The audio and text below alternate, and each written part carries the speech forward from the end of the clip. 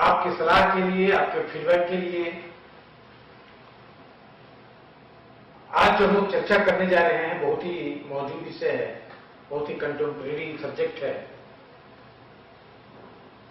कि कोरोना काल में, कोरोना के चलते और कोरोना के बाद बिहार में रोजगार के क्या साधन हो सकते हैं, या बिहार में रोजगार का क्या होगा। तो पहले तो हम यही समझ लें कि बिहार में रोजगार की समस्या कोरोना के पहले भी उतनी ही बड़ी थी, और इसी कारण से हमारे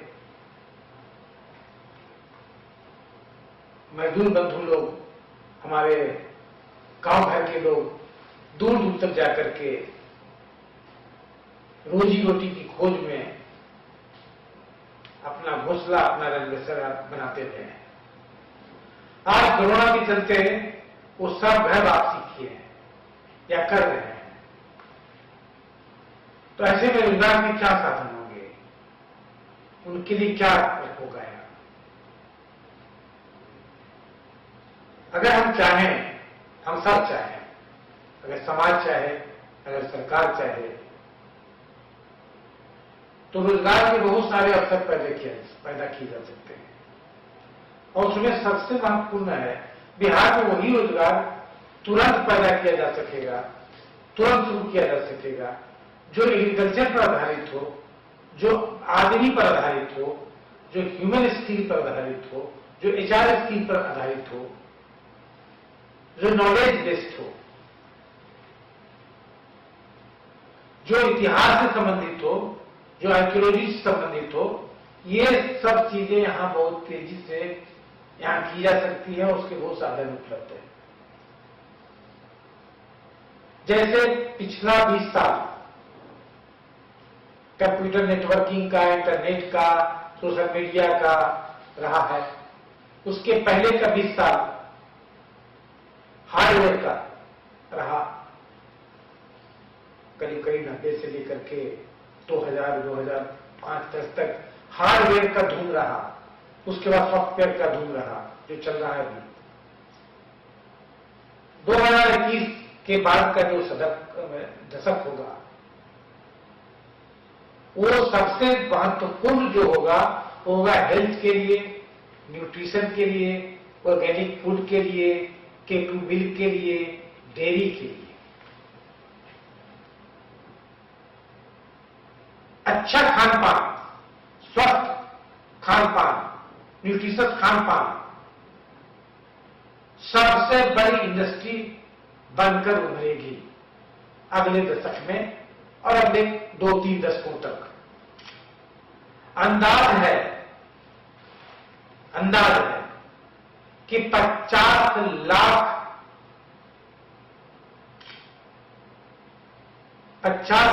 करोड़ डॉलर से लेकर के 100 लाख करोड़ डॉलर तक की इंडस्ट्री होगी। पूरा जो मानव समाज का फोकस इस ओर मुड़ेगा, और खास करके कोरोना के बाद स्वास्थ्य के प्रति जो आकर्षण है आज ही बहुत बड़ा है। तो अच्छा खान पान के लिए, न्यूट्रिशियस फूड के लिए, ऑर्गेनिक फूड के लिए बिहार की मिट्टी, बिहार का पानी, बिहार की हवा और बिहार के लोग सबसे ज्यादा सक्षम है, सबसे ज्यादा सही है। अगर हम यहां की खेती को कोऑपरेटिव कृषि में बदल सकें, कारपोरेट कृषि में बदल सकें, इसे आधुनिक बना सकें, इसका मशीनीकरण कर सकें, खाद का कम प्रयोग कर या खाद का नहीं प्रयोग करके वर्मी कंपोस्ट का प्रयोग करें, अमृत कृषि का प्रयोग करें, और जितने भी नए तरीके हैं, चाहे हॉर्टिकल्चर का हो, चाहे फ्लोरिकल्चर का हो, चाहे डेयरी का हो, अगर हम करें तो बिहार पूरे देश को न्यूट्रिशियस फूड सिर्फ नहीं दे सकता है, बल्कि विदेश भी भेज सकता है। कई क्षेत्र हैं, जैसे लीची है, मखाना है, आलू है, सब्जी है, चावल है, कितनी चीजें हैं जिसमें पहले ही बिहार जो है, मछली है, दूध है, डेयरी है, कई क्षेत्रों में बिहार पहले ही अगुआ है। इसको एक नया मोड़ देने की जरूरत है, एक नई ट्रेनिंग देने की जरूरत है, टेक्नोलॉजी देने की जरूरत है, आधुनिक बनाने की जरूरत है, ब्रांड देने की जरूरत है।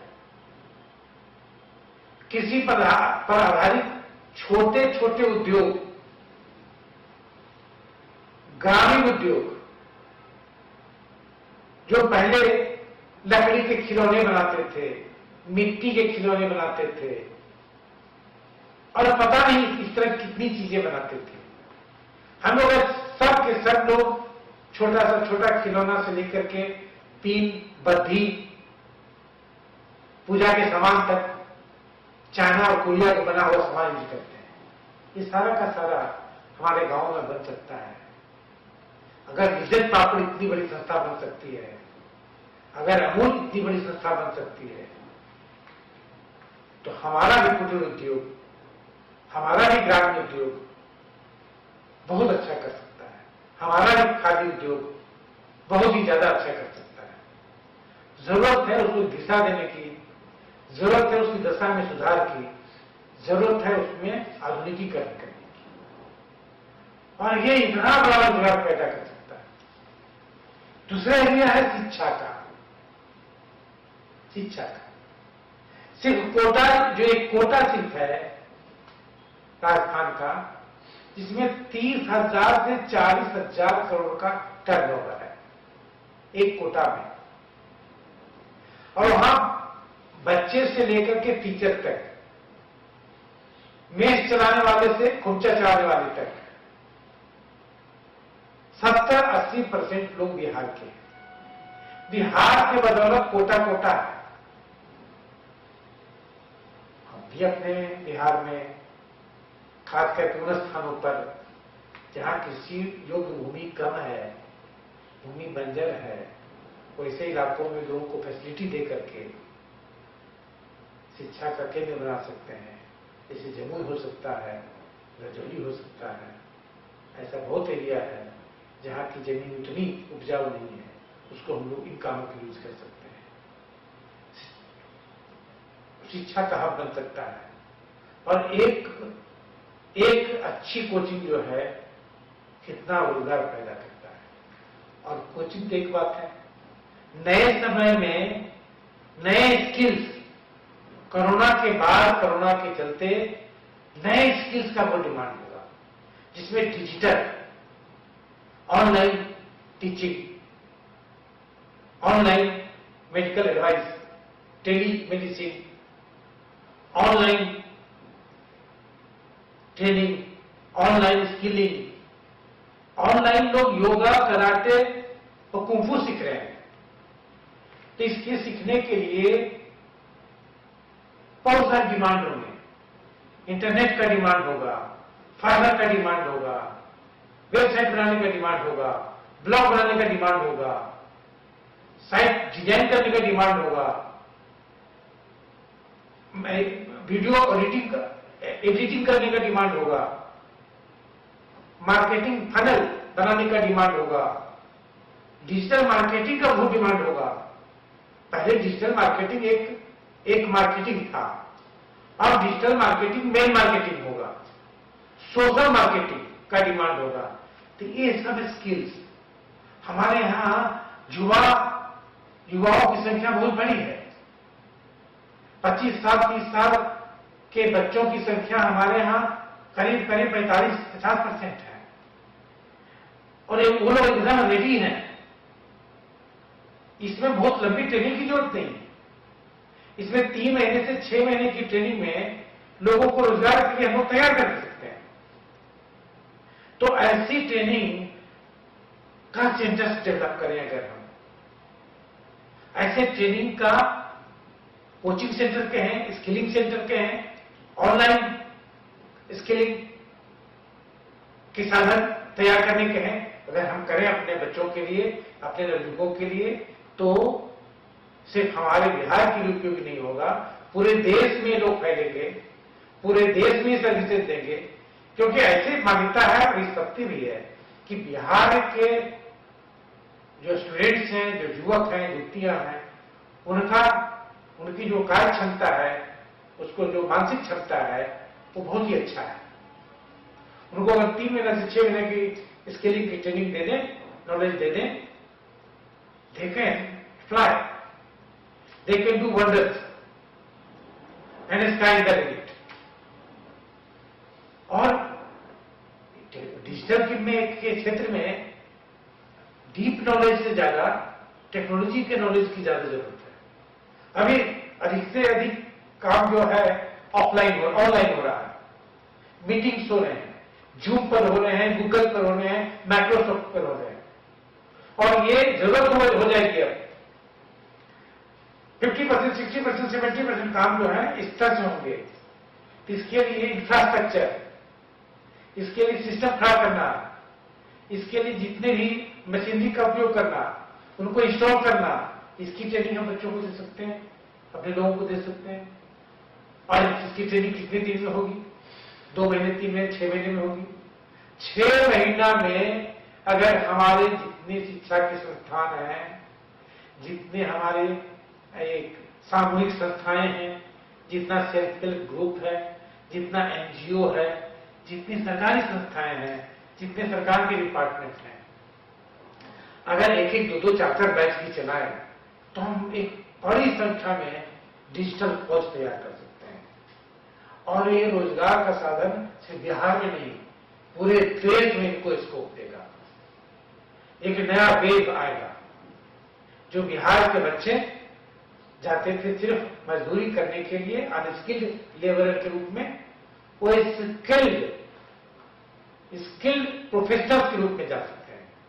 और सिर्फ बिहार में नहीं, सिर्फ बिहार के बाहर देश में नहीं, बल्कि विदेशों में, क्योंकि इन चीजों की जरूरत अब पूरे विश्व में होगी। इसका हम लोग इससे रोजगार पैदा कर सकते हैं।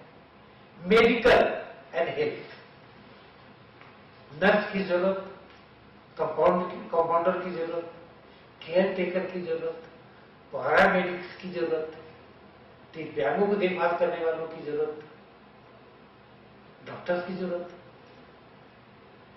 आयुर्वेद जाने वाले की जरूरत, होम्योपैथ जाने वाले की जरूरत, यूनानी जाने वाले की जरूरत, हर्बल मेडिसिन जाने वालों की जरूरत, एक्यूप्रेशर और एक्यूपंक्चर जाने वालों की जरूरत। और ये सब कुछ सिर्फ डॉक्टर छोड़ दिया गया, तो ये सब का सब कुछ हम लोग 6 महीना, 9 महीना से 1 साल में एक अच्छी जानकारी पैदा कर सकते हैं, एक अच्छा नर्स पैदा कर सकते हैं, एक अच्छा कंपाउंडर पैदा कर सकते हैं, एक अच्छा केयर टेकर पैदा कर सकते हैं, एक अच्छा पैथोलॉजिस्ट पैदा कर सकते हैं। और इसके लिए बहुत बड़ा प्रोजेक्ट की जरूरत नहीं है। तो सिर्फ बिहार का हेल्थ केयर नहीं दे सकता है, वो पूरे भारत के हेल्थ केयर सेक्टर में काम ले सकता है। रेडियोलॉजी के क्षेत्र में कितना जरूरत है, ट्रेनिंग की कोई स्थान नहीं। हमारे आईजीएमएस में, हमारे महावीर संस्थान में, हमारे कई ऐसे एम्स हैं, रेडियोलॉजी के ट्रेनिंग का अलग से एक सेक्टर खोल दिया जाए।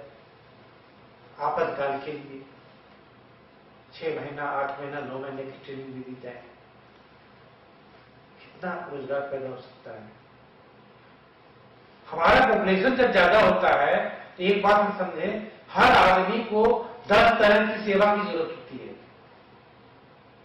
हर आदमी को 10 लोगों की सेवा की जरूरत होती है। तो एक आदमी के लिए 10 आदमी को रोजगार दिया जा सकता है। एक अच्छा मिस्त्री, एक अच्छा प्लम्बर, एक अच्छा इलेक्ट्रॉनिक जानने वाला, एक अच्छा एसी जानने वाला, एक अच्छा बिजली जानने वाला।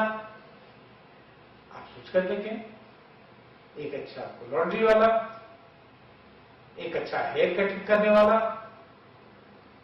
लेकिन इसकी ऑर्गेनाइज ट्रेनिंग की कोई व्यवस्था हम नहीं कर पाए हैं। अब तक क्या होता था हमारे समाज में, हेयर कटिंग लोग अपने घर में सीखते थे, अपने बाप दादों से सीखते थे। यही बात लॉन्ड्री में था, यही बात मिट्टी के बर्तन में था, यही बात लकड़ी के काम में था। अब वो सिस्टम चूंकि खत्म हो गया है, सोशल सिस्टम, तो अब एक इंस्टीट्यूशनल सिस्टम तैयार करने की जरूरत है। लकड़ी का सामान, मिट्टी का सामान अगर अच्छा सुंदर डिजाइन से बनाया जाए तो कितनी डिमांड है, कितना सुंदर होता है, विदेशों से जाता है।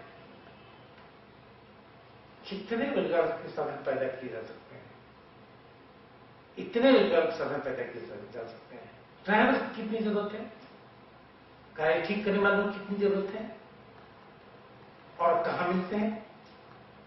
क्या दुर्भाग्य है कि हमें जो जिस तरह के मैन पावर चाहिए, जिस तरह के लोग चाहिए काम के लिए, लोग नहीं मिलते हैं, और जिन लोगों को काम चाहिए उनको काम नहीं मिलता है। गैप क्या है? गैप है स्किल का, गैप है ट्रेनिंग का। अगर स्किलिंग को, ट्रेनिंग को मिशन स्तर पर, जिस तरह से हम कोरोना से लड़ रहे हैं, उसी तरह इसके लिए अगर काम करें तो अगले 6 महीना, 9 महीना, 1 साल में बिहार में रोजगार की तो कोई कमी रहेगी नहीं। बिहार के लोग पूरे देश को सेवा दे पाएंगे। आज जो हमारा लेबर जाता है बाहर, पूरा देश बिहारी प्रोफेशनल से भरा पड़ा होगा और सबको हम सेवा दे पाएंगे। खाद्य पदार्थ से, शिक्षा से, मेडिकल से, सारी चीज रोजगार के साधन पैदा किए जा सकते हैं, क्योंकि सबको सबकी जरूरत है। यही समाज है, इस पर काम करने की जरूरत है।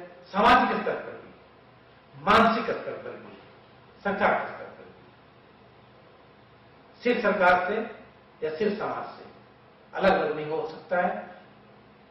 दोनों को अपने अपने स्तर पर, बड़े स्तर पर काम करना होगा। बहुत बहुत धन्यवाद। थैंक यू, धन्यवाद।